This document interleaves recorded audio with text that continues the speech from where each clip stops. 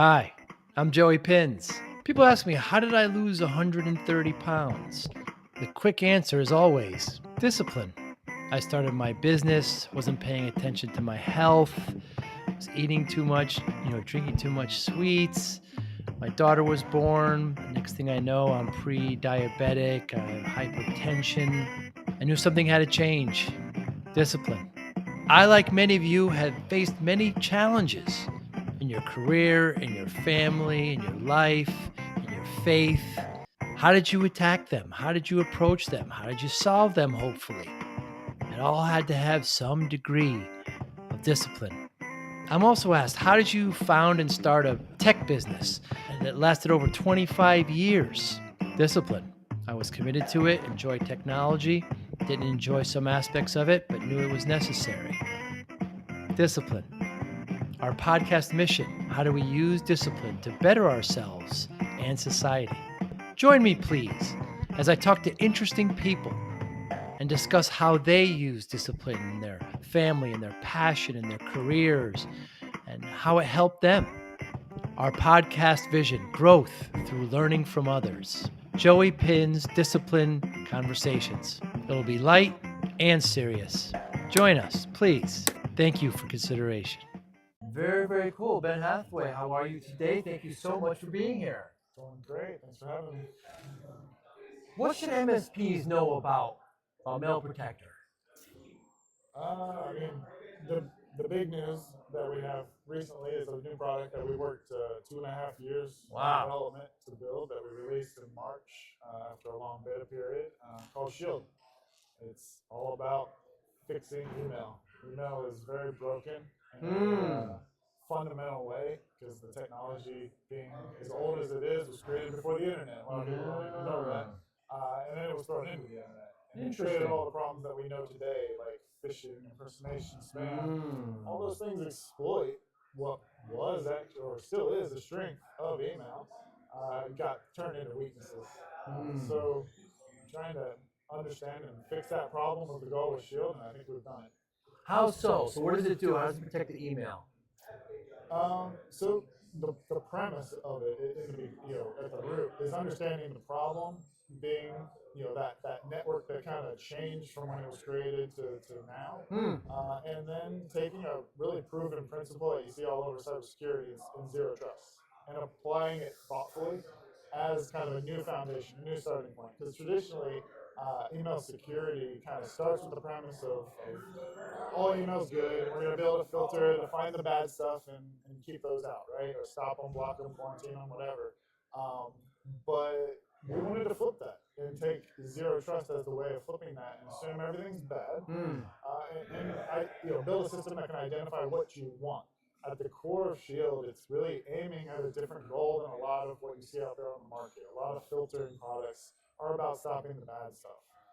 Shield is about stopping all unwanted email. Hmm. Inherently, you're going to stop the bad stuff if you can accomplish that. But the problem with email and why it's so broken, it goes way beyond just phishing or impersonation. It's the noise. You feel it when you open it. To send a message, and then all of a sudden you get distracted because you've got all this noise in there that grabs your attention before you try to get what you meant to do done. And so we wanted to see if we could solve that because ultimately that is where protection meets productivity. If we can give our users and our partners ultimately their time back, that's the best value we can deliver. And so many of us use Outlook as a client. How does Shield work with that? That's an important aspect of Shield. One of our beliefs, and you can see this in some of our previous products, like Bracket, for example, our email encryption product that has been very well liked by MSPs and their users. We start with meeting users where they are. We don't want to force you to have to install new software, new plugins, learn how to use it, set passwords, and manage new stuff. Right. The job should be solved where you are. Come to you. So it is Shield specifically is used directly in whatever email client you're used to using today. Whether it's on your mobile device, on your computer, Outlook, the default mail app, and on your phone. You don't have to kind of bend to the products Good. and learn that. You just use your email. And that we do that through a unique, approach of observing how users interact with messages, and we train the system at the mailbox level, not at the client level.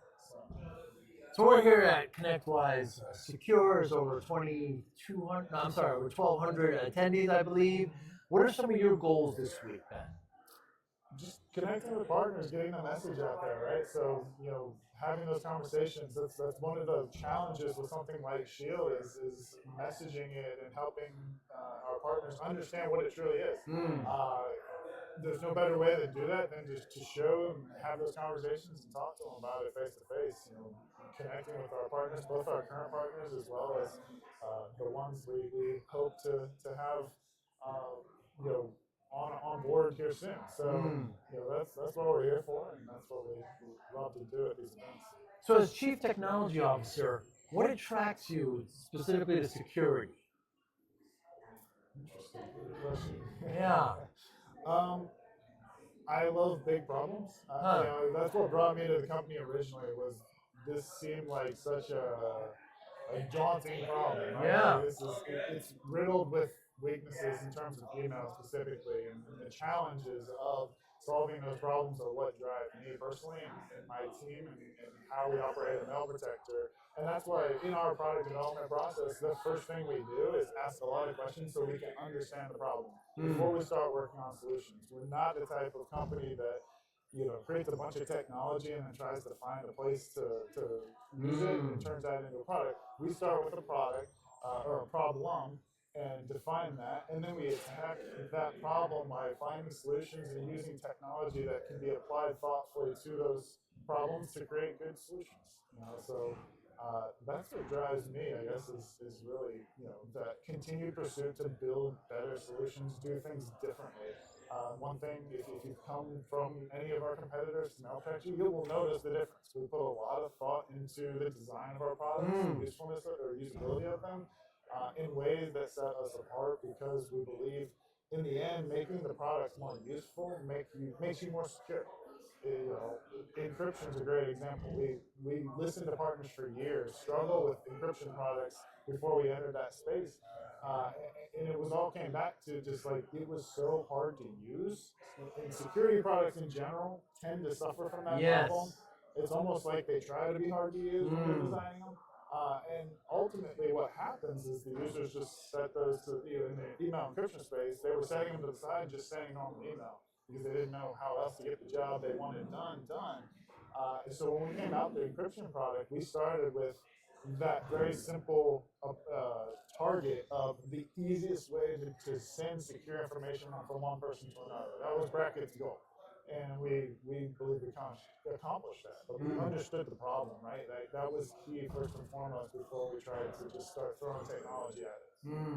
And what worries you about it? What keeps you up at night, Ben? About email security broadly? Yeah.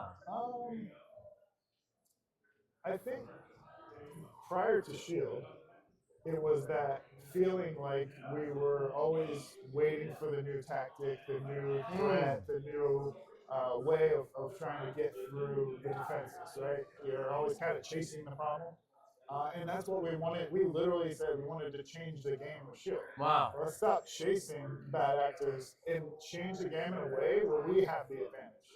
And taking that zero trust principle, applying it well, has given us that advantage, which, for me, honestly, it makes me sleep a little bit better at night, knowing that we have that advantage now and we can serve our partners and our users in the most secure way possible. I mean, because it's some crazy high number, over 90% of breaches happen from email, like human error. It's a big responsibility, right? Yeah. Again, that's what drives me. Big challenges. Might get bored if it wasn't a big enough challenge, right? So the fact that it is so abused as a technology is the challenge, right? It was created in that world where just being on the network was, what it didn't. You didn't need security, you didn't need filtering because it was such a small network. It's not that's not the case anymore. So that's why 90% of breaches happen. Ultimately, we have to solve that problem. And that's what we have to do. So when MSPs are looking for a solution, specifically with email, what should they be asking vendors? Well, when we develop any product, we design specifically for two personas. And I think that's really important and something that sets us apart. When we think about a feature that we're going to add or how something's going to work, we actually think about both the end user, because it needs to serve the purposes of the end user for sure, but also it needs to serve the MSPs, right? So they need to be thinking about like cost of deployment, cost of management, but not the obvious things of how much time does it take to set up. But look at the less obvious things like password resets. Does that system have another password? That's both a security risk because it's another point of attack, as well as of management and time suck for your team. Because those end users are going to either have poor passwords or forget them and then have to reset them or request help to get them reset. That is time wasted. That is margin burn for those MSPs. And a lot of our feedback comes back to that's how we help our MSPs grow their business, both by delivering effective solutions to the end users, but also doing it in a way that serves the MSPs to operate their business more healthily, more effectively, more efficiently, with more margin, make them more money. That's what we're here to do. Is not just solve the security problem, but do it in a way where MSPs can use it as the foundation of their business. And so MSPs should really be asking those hard questions of the vendors when they're searching for a solution. And the other obvious one is make sure mail protection 100% channel only.